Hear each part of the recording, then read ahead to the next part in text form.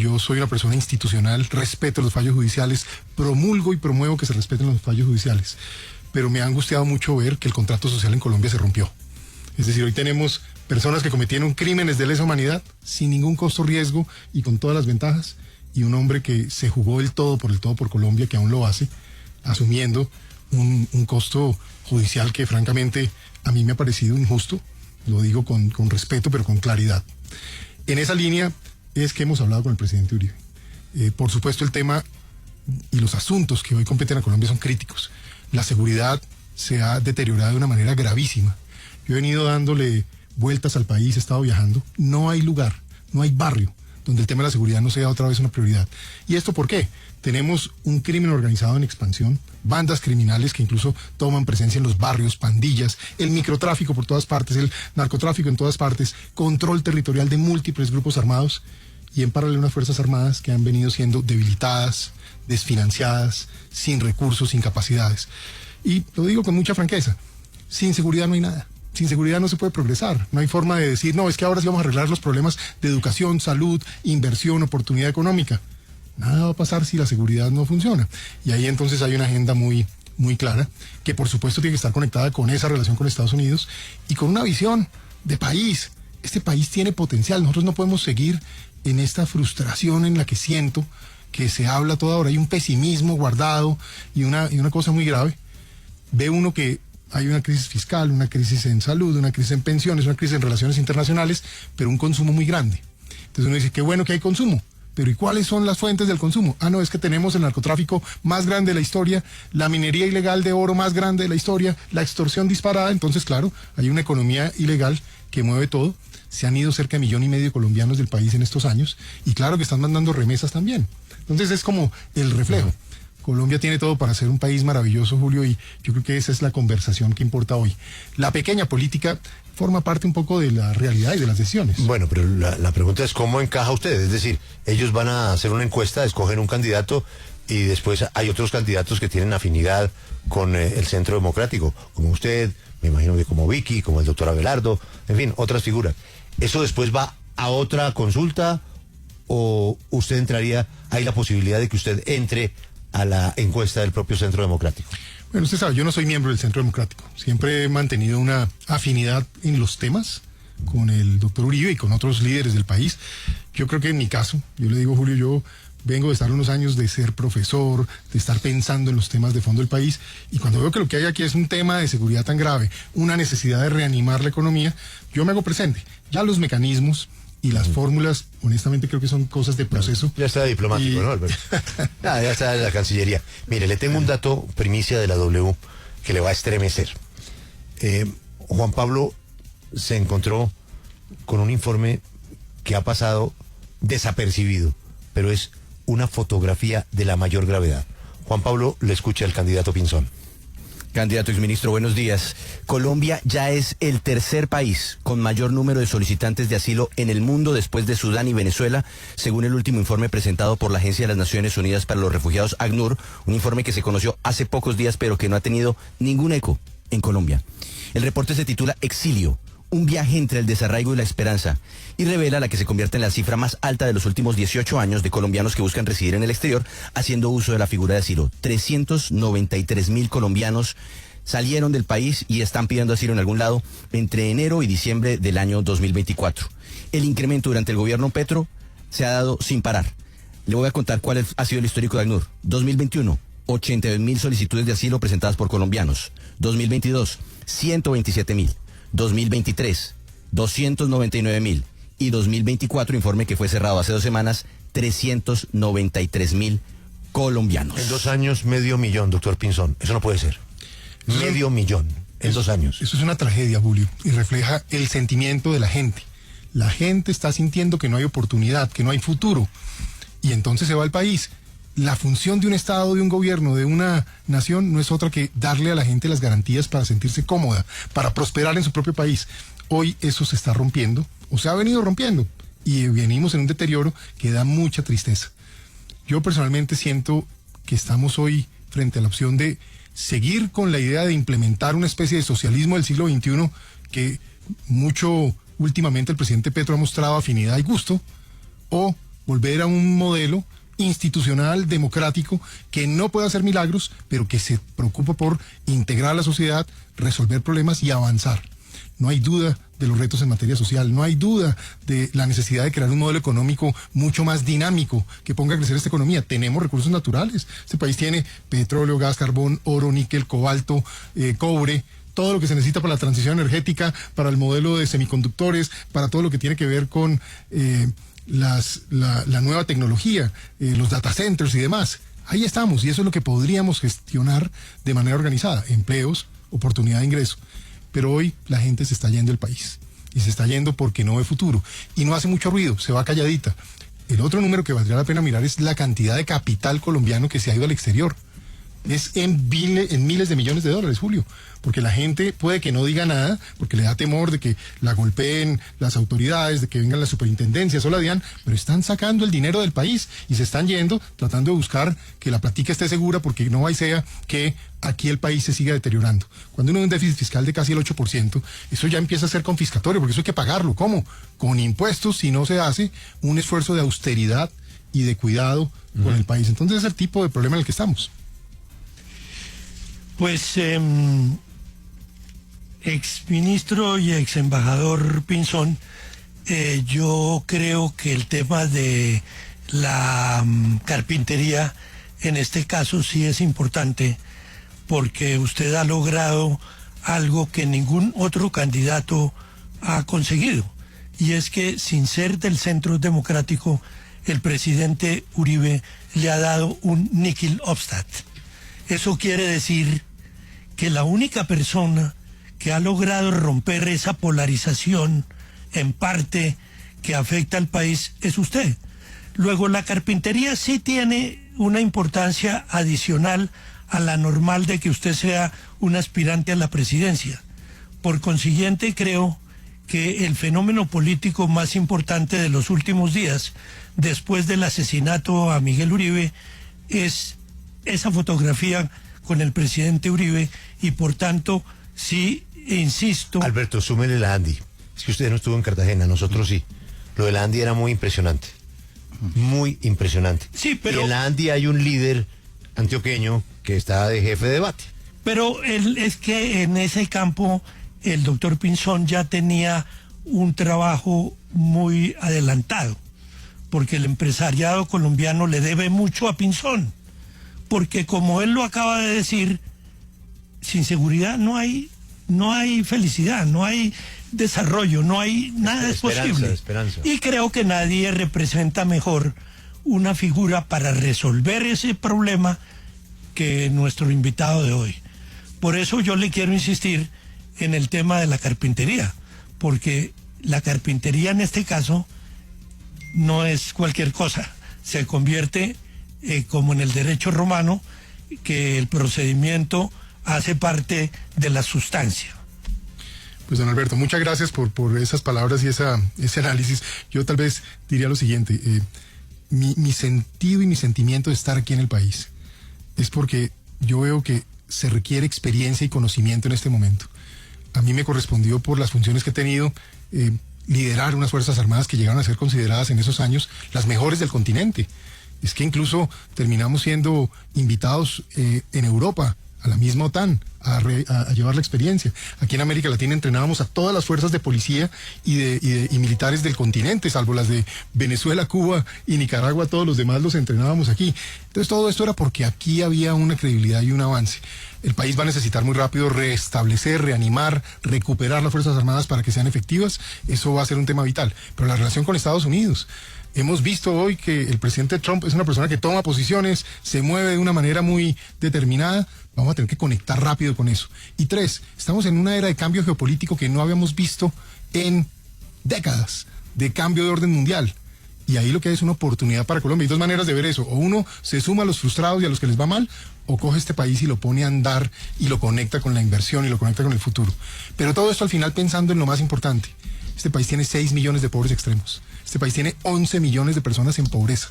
Eso tiene que ser una obsesión de un gobierno. Y eso se gestiona es poniendo al Estado a trabajar.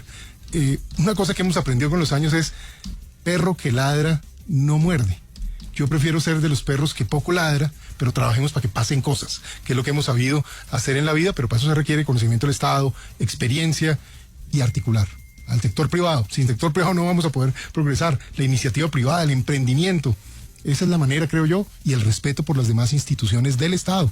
Aquí hay que trabajar armónicamente con el Estado para poder avanzar, sin prometer milagros, pero con la claridad de que se avanza, se progresa y se mueve a un mejor destino. Candidato, pero yo quiero insistirle en algo, y es en estas directrices que ha venido dando el expresidente Álvaro Uribe respecto a todo lo que está girando en torno al Centro Democrático, porque de hecho en ese video que él publicaba este fin de semana les proponía que fueran a reunirse con Miguel Uribe Papá, para hablar con él acerca de esas banderas que dice él toca llevar de Miguel Uribe. ¿Usted se va a reunir? Tengo entendido esa reunión es hoy. ¿Se va a reunir con Miguel Uribe Papá? Pues mire, yo primero tengo el corazón en la mano cuando pienso en Miguel Uribe Papá. Imagínense que este hombre acaba de perder a su único hijo después de haber perdido de manera similar a su esposa. Entonces ese hombre lo que merece es solidaridad, cariño, que el país lo arrope y lo acoja. Él hace sus discursos y yo pienso que deberíamos todos tener un sentido de humanidad y de solidaridad con un padre. Eso es lo primero que yo veo. Sin duda, el presidente Uribe, con el respeto que lo caracteriza y esa actitud democrática, pues le da toda la credibilidad e importancia para que el legado de su hijo, que es un legado muy importante, y ya lo dije, tiene que movilizarnos hacia el futuro, pues de alguna manera quede en buenas manos. Y yo creo que ese es el juicio en el que ellos están. ¿Pero va o no va a la reunión? A la reunión. No, yo no voy a esa reunión, no tengo eso programado y como dirían. No estoy en eso. Sí, candidato, usted fue ministro de Defensa de Juan Manuel Santos. Y pues ahora parece ser la carta que se juega el expresidente Uribe para... Pero fue vice de Uribe. Y fue vice de Uribe. La pregunta es, ellos dos protagonizaron un choque recientemente por la visita o asistencia del expresidente Santos al sepelio de Miguel Uribe. ¿Cómo piensa usted convertirse más en un puente que en una fuente de división? Esa es una gran pregunta, Juan Diego, y es lo que el país necesita. El país necesita en este momento tener una sombrilla grande donde quepa mucha gente. Y eso es lo que hay que articular, con posiciones claras. Y las mías han sido, usted sabe, Juan Diego, yo trabajé muchos años con el doctor Santos, mi respeto siempre estará ahí y nunca he buscado ni trataré de decir nada inapropiado o irrespetuoso, pero mis diferencias fueron de fondo. Yo tuve una gran diferencia sobre la forma como se cerraron los acuerdos en La Habana, como se concedió el tema del narcotráfico, que creo que nos tiene hoy aquí en este problema, lo advertí en ese momento. Pero también le quiero decir esto, no hay tiempo para mirar atrás. Colombia está con unos retos muy importantes. Solo hay tiempo para consolidar una agenda en seguridad, en transparencia, en austeridad, en gasto público, en promoción de la inversión y del emprendimiento, y si se quiere, unas relaciones internacionales articuladas en un momento geopolítico histórico. Y para eso se requiere un liderazgo que se enfoque en esa tarea y no pierda tiempo en lo que ya no corresponde. Pero, doctor Pinzón, cientos de personas hemos coincidido en la necesidad de avanzar en el entendimiento, en la diferencia entre Álvaro Uribe y Juan Manuel Santos. Y eso ya se volvió un problema personal, eso se volvió un tema irreversible. Bueno, y hasta el Papa lo intentó. El Papa lo intentó, no pudo. Federico Gómez, desde la revista Cambio, me hace la siguiente reflexión.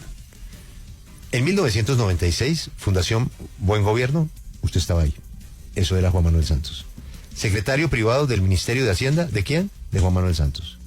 Luego Santos lo propone usted para el Banco Mundial. Eso no es cierto.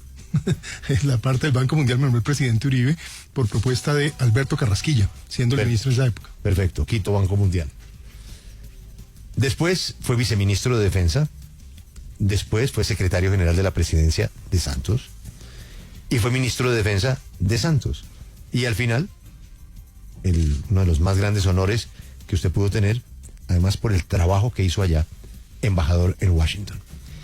Esto suena perfecto para lo que usted acaba de decir.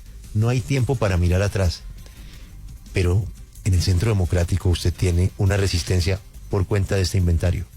Eso, ¿cómo puede ser en los líos que estamos, que estén mirando su pasado y sus relaciones con Santos con una lupa como obstáculo para que usted se pueda acercar a Álvaro Uribe? Pues mire, esa lectura de cargos y de posiciones, lo primero que refleja es experiencia. Eso es lo que hay que tener ahorita. Saber del Estado y poder afrontar estos temas. Segundo, Pues hay que recordar, es que el presidente Santos llegó a ser presidente en su momento porque el presidente Uribe promovió esa posibilidad, y buena parte de las personas que hoy son Centro Democrático casi que puedo asegurar que la gran mayoría, sí es que no casi todos, votaron por el presidente Santos para que fuera presidente. No, eso no tiene... Eso es lo que pasó. Que el presidente Uribe ha puesto 3 presidentes. Su segunda reelección, o sea, él dijo quién era el presidente, él, luego Santos y luego Iván Duque, ¿no? Exactamente, y yo 3 creo que presidentes. eso el país lo reconoce y lo sabe, y aquí ha habido un gran jefe político en Colombia que ha sido el presidente Uribe. Pero en esa línea también hubo diferencias. Y debo decirlo con mucha claridad, lo repito, que yo también tuve mis diferencias con la forma como se cerraron los acuerdos del 16. Pero también lo que estoy diciendo es que el país no puede vivir en los temas de hace 10 años. Lo que hay es que coger este momento, recuperar las Fuerzas Armadas, recuperar la seguridad, trabajar intensamente en esa relación con Estados Unidos para explotarla de modo que nos genere progreso económico y social, e indudablemente en alianza con el sector privado, hacer una gran agenda de impacto económico que saque de condiciones de pobreza extrema a 6 millones de colombianos. A mí ese sí que me parece un gran objetivo. Eso es lo que hay que hacer ahora. El gobierno de Colombia va a necesitar poder conciliar y convocar a múltiples sectores. Por supuesto, insisto, con una agenda muy clara, que yo creo que está marcada en estos puntos que he mencionado, pero buscando unos consensos nacionales para poder avanzar. Porque esto de las posturas ultrasectarias que a veces uno escucha, o simplemente voces agresivas y grandilocuentes, honestamente no va a resolver nada. Aquí hay que poder articular con posiciones firmes y claras, pero articulando y consensuando los grandes temas de Colombia. Dentro de esos grandes temas, exministro y candidato o precandidato, hay un elemento que es la plata. Y es que el que resulte electo como presidente va a encontrar un país altamente endeudado y con serios problemas de caja. ¿Usted sacrificaría programas sociales, reversaría algunas de las decisiones que se han hecho en este gobierno, que cuestan plata, pero pues que sin duda podrían llevar a un descontento social amplio? Juan Pablo, vamos a tener un déficit fiscal del orden del 8% al cierre del 2025, si no se hacen ajustes de cierre de año, y la deuda pública en Colombia va a llegar a niveles del 63-64%, que ya es un nivel peligroso porque encarece el endeudamiento hacia adelante. Ya Colombia está pagando una prima de riesgo por encima de los demás países de América Latina que eran nuestros iguales. Es decir, ya estamos lejos de México, Brasil y Chile, cosa que preocupa mucho. Hasta Paraguay tiene hoy mejor grado de inversión que Colombia. Pero esto es lo que hay que también dimensionar.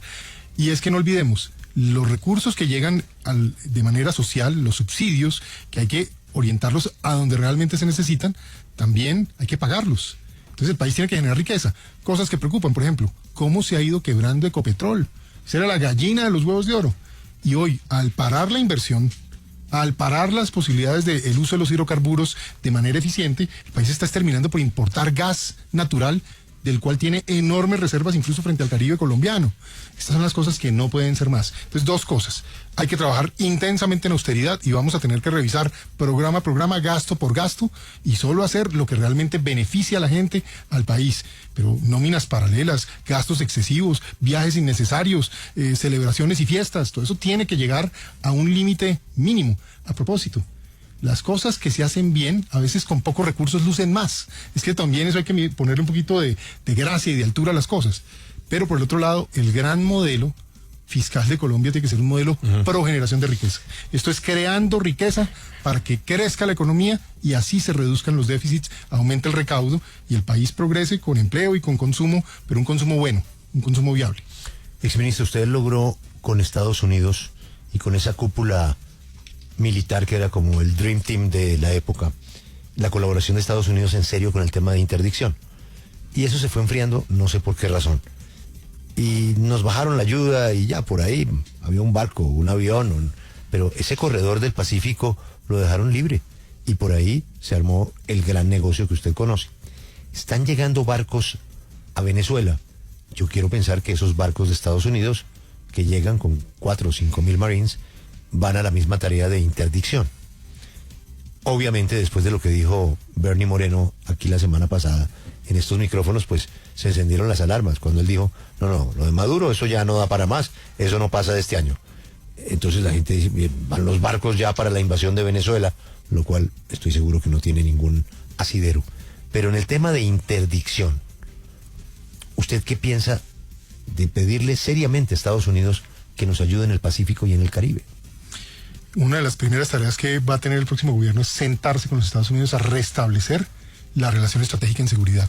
Ese fue un gran poder y un gran factor de estabilidad que tuvo Colombia y que se ha venido debilitando. Si bien es cierto, la relación aún existe. Recuerdes que en la segunda ocasión que fui embajador en el gobierno del presidente Duque en Washington, se llegó a nominar y a definir a Colombia como aliado estratégico no miembro de la OTAN, que es el máximo nivel de una alianza en seguridad y que es lo que tiene Nueva Zelanda, Australia, Japón, Corea del Sur.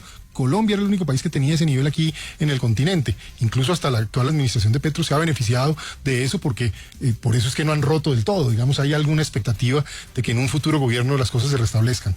Yo creo que eso lo vamos a poder hacer. Hay que hacer interdicción masiva en el Pacífico y en el Caribe. Hay que ahogarle las finanzas a la criminalidad, porque si no, la criminalidad va a seguir haciendo lo que está haciendo, controlando poblaciones, comunidades, territorios, penetrando la corrupción, y a partir de eso impidiendo el desarrollo económico y social de los sectores institucionales del país.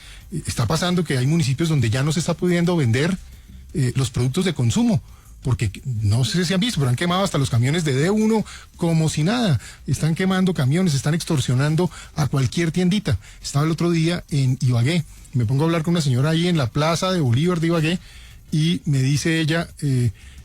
muy nerviosa, no me quería hablar. Y digo, ¿por qué está tan nerviosa? No, es que a mí me toca pagar para estar aquí. Esa es la realidad. Una señora de un puesto de mangos. No, la extorsión está en cualquier esquina. Última pregunta, Laura. Sí, doctor Pinzón, pues es cierto que usted trabajó muy de cerca con el gobierno de Juan Manuel Santos, pero también es cierto que salieron peleados y hay muchas críticas suyas al acuerdo de paz de 2016. De hecho, hay quienes dicen que lo une usted ahora con el expresidente Uribe, lo fundamental sería el antisantismo, si es que se le puede llamar así. Y quiero preguntarle qué va a pasar con el acuerdo de paz de 2016 y sobre todo pues frente a esos temas pendientes como la reforma rural, partiendo de ese punto, partiendo de que usted pues no salió bien con el gobierno del expresidente Juan Manuel Santos. Mire, a mí lo que más me preocupa de conocer Colombia a fondo, yo creo que la mayor parte de personas que están en este tema de lo público no conocen el país. A mí me ha tocado estar en todos los departamentos de Colombia, todas las ciudades capitales y más de 650 municipios. Ahí he estado, esto no me lo han contado. Entonces, ¿qué pasa?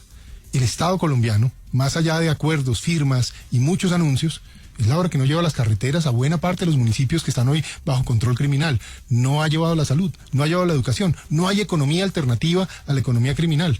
Las Fuerzas Armadas que yo tuve el honor de liderar, ellas le dieron toda Colombia, sacrificaron vidas, entregaron parte del cuerpo de muchos hombres que hoy están aquí como testimonio de lo que ocurrió. Se recuperó Colombia y se recuperó el terreno. Y luego en una negociación, en lugar de garantizar que lo que venía era la llegada del Estado colombiano con seguridad, el Estado se recogió, nunca llegó ese Estado y hoy está nuevamente bajo control territorial, ya no de un grupo, sino de múltiples grupos armados y bandas en todo el territorio colombiano.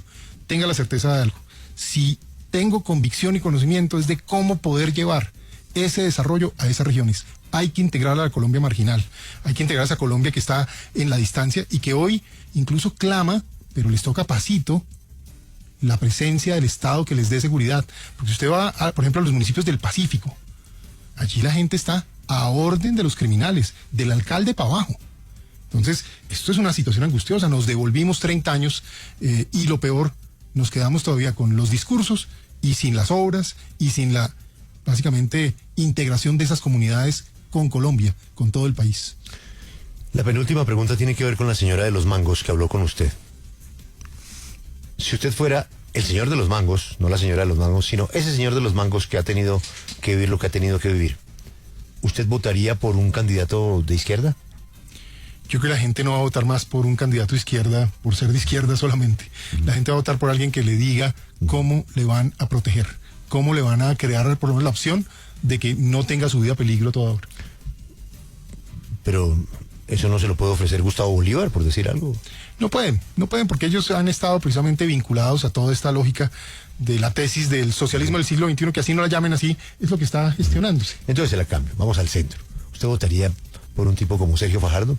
Naturalmente, usted es el señor de los mangos, no es Juan Carlos Pinzón.